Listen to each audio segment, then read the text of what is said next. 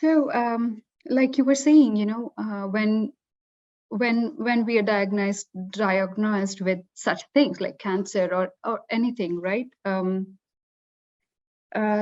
So as you said, like there is a sense of urgency, with which you start to be productive, or you basically, prioritize and have a different outlook, have a different perspective towards your life, towards our life, and it's overwhelming. Like there is a lot going on physically, emotionally, and spiritually, and I could definitely feel like when you were reading the notes from your book, right? So and as Rina has put, like, there is a common thing, even though like taking a break and then trying to come back. Um, like we are overwhelmed, scared, all those emotional and lots of questions, right? So what are the qualities, that helped you, just keep going and not to give up hope? And um, what are your suggestions for us, like to keep up with it, and just have the drive towards it, Yeah.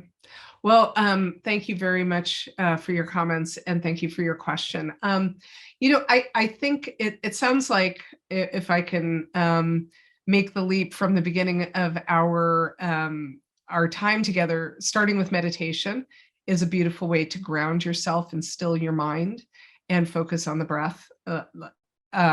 I became a true believer in meditation during my year of cancer, just to steady myself. And then I'm an executive coach now. That's one of the hats I wear.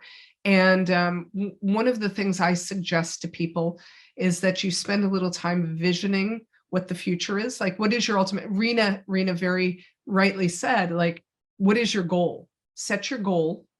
And when you're having a particularly optimistic day, set that goal, write it down for yourself. Right, like some people do vision boards, they'll cut out pictures of what the future looks like. Some people write it, do actual physical goals, or maybe it just might be one simple phrase. Here's what I want to do. Here's the goal in the next year. Write it down for yourself. And after your meditation practice, look at it and say, right, okay, this is my goal.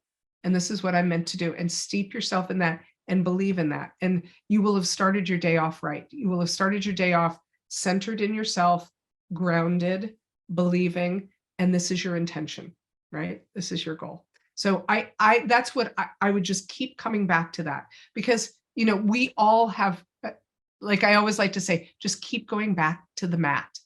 It's all practice, right? There is no yoga or meditation expert. Like they all tell you, Thich Nhat Hanh, Pema Chodron, they all tell you, just go back to it. Just keep bringing the mind back to it. The same is true of everything in our lives. Just keep getting back on the mat and remind yourself and believe in yourself. And that is how you will do it. But it is hard work. There are hard days. We all have hard days, but start it out right with the meditation and the intention. That would be my advice.